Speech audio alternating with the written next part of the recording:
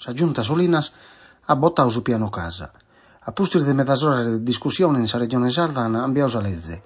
Eris in sussidio regionale han bottato su nuovo piano casa. Han bottato a 6-7 dies a pustir de 40 ore di discussione.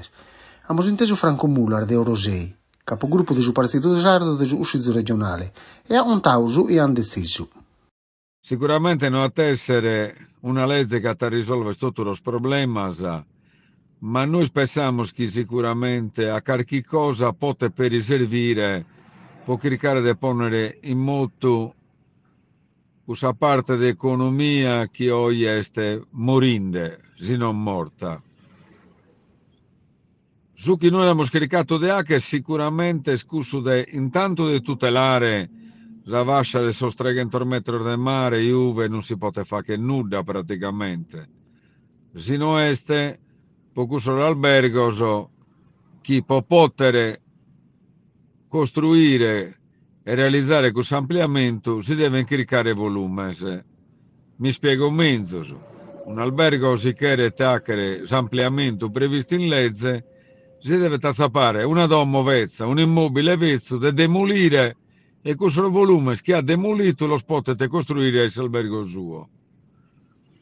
Dopo lo stregento metro del mare praticamente si può fare che tanto l'intervento di ampliamento, ma proschiato riservato a sua struttura ricettiva dell'albergo.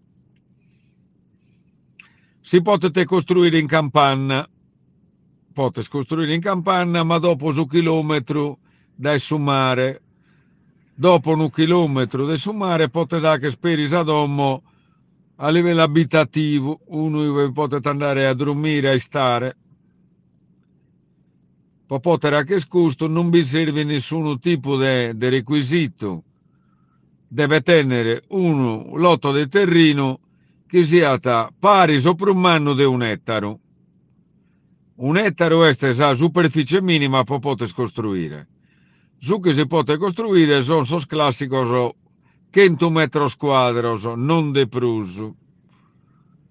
Si possono recuperare poi sos pianos seminterratos, può non consumare gallo territorio, a condizione che su seminterrato non sia in un luogo a rischio di alluvione, può non comprendere tantos interventos importantes, ripeto, sicuramente non a cambiare la vita di tutte le persone, però noi possiamo pensare che la possono migliorare.